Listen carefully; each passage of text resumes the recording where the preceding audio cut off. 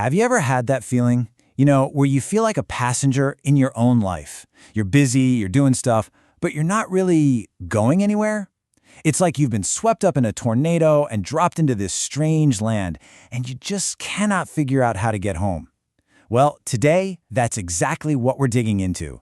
That quiet, subtle drift that can leave us feeling totally lost in our own land of Oz. Okay, let's just dive right in with his quote from Napoleon Hill. I mean, wow. He wrote this way back in 1938, and it just cuts straight to the bone, doesn't it? This isn't just about feeling a little off course. He's saying it's a state of being that leaves us totally vulnerable, without any real say in our own lives. That's how serious this whole drifting thing is. So what do we actually mean by drifting? It's not about being lazy, not at all. In fact, you can be incredibly busy, working hard every single day, and still be drifting. The key word here is orientation. It's when all your effort doesn't have a true north, and you just get carried along by the current, ending up somewhere you never ever chose to go. All right, so to get our bearings, here's our map for today. First, we're going to talk about the real danger of drifting. Then, we'll look at the fractured inner world that actually causes it. From there, we'll diagnose the problem with something called the 4 fates. And then, this is the good part, we'll get to the practical solution, the 3 daily imperatives, and finally, talk about what that journey home really looks like. Napoleon Hill had this theory that drifting is the enemy's favorite play in the book, way more effective than obvious temptation or big failures. And why is that? Because a person without focus will, sooner or later, just undo themselves. It's quiet, it's subtle, and that's what makes it so incredibly dangerous. And this is the part that's so tricky, right? Drifting can totally look like you're making progress. You're checking off the to-do list, you're staying busy, you're doing all the things you're supposed to do. But if there's no solid intention, no anchor underneath it all that motion, it just goes in circles. You end up just reacting to whatever life throws at you instead of actually responding from your core. So where does this feeling of being so disoriented come from? Well, sticking with our metaphor, it comes from a kind of fractured soul. And to really get this, we need to meet the companions that we all have living inside of us. And trust me, you already know them pretty well. At the very heart of this problem is a split, a fundamental divide between 2 parts of ourselves. First up, you've got the scarecrow. He's our mind. You know him, full of ideas, but also just buzzing with anxiety. It's that restless, overthinking chatter that just never seems to stop. And then you have the Tin Man, who is our heart. Now, he's not heartless, he's just rusted shut from old wounds. And that creates this muted, numb silence. These two were supposed to be a team, but instead they're completely out of sync. So let's just lay out the whole crew officially. The Scarecrow, that's your mind. The Tin Man is your heart. And our third companion is the Lion, and he represents your will, your strength. So when these 3 essential parts of who you are get divided, when your mind is spinning out, your heart is frozen solid, and your will is just hiding in the corner, well, that's the exact moment we find ourselves totally lost, adrift in the land of Oz. Okay, now let's see how this all plays out in the real world. This inner fracture isn't just some abstract idea. No, it creates these really predictable, really destructive patterns in our lives. And we're going to call them the 4 fates. Let's just ask the question straight up. What does this internal division, this split between our mind, heart, and will, what does it actually create? How does it show up in the struggles we deal with every single day? And this table just lays it out perfectly. Let's walk through it together. When the Scarecrow's mind is scattered and anxious, it leads straight to the fate of views that trap us. Our own thoughts become a prison.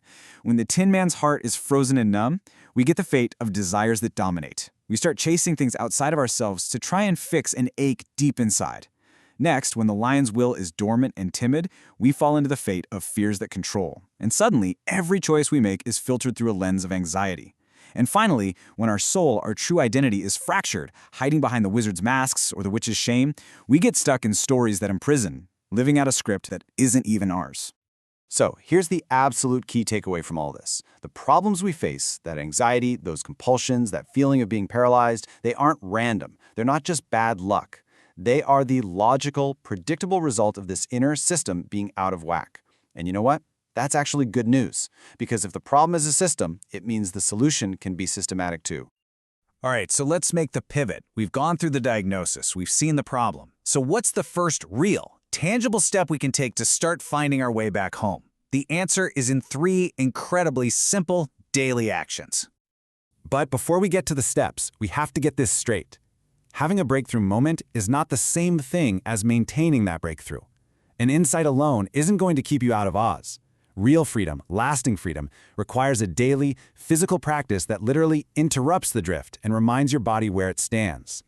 And here they are. It's almost shockingly simple. 3 physical actions. 1, make your bed.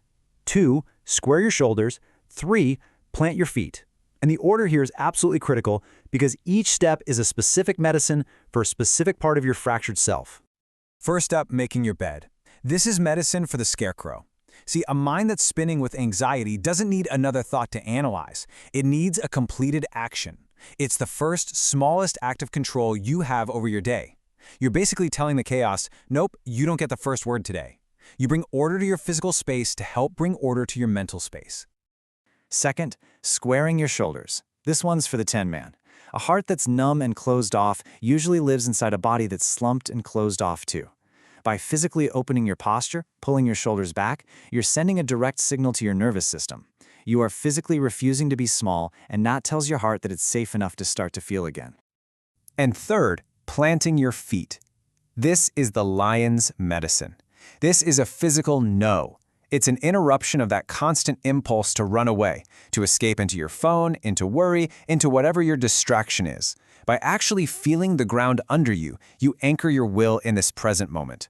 You're telling your own strength, we are staying right here. And believe it or not, that is the exact spot where courage shows up.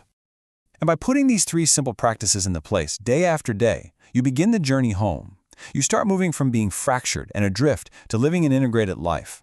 A life where your mind, your heart, and your will are finally working together as a team.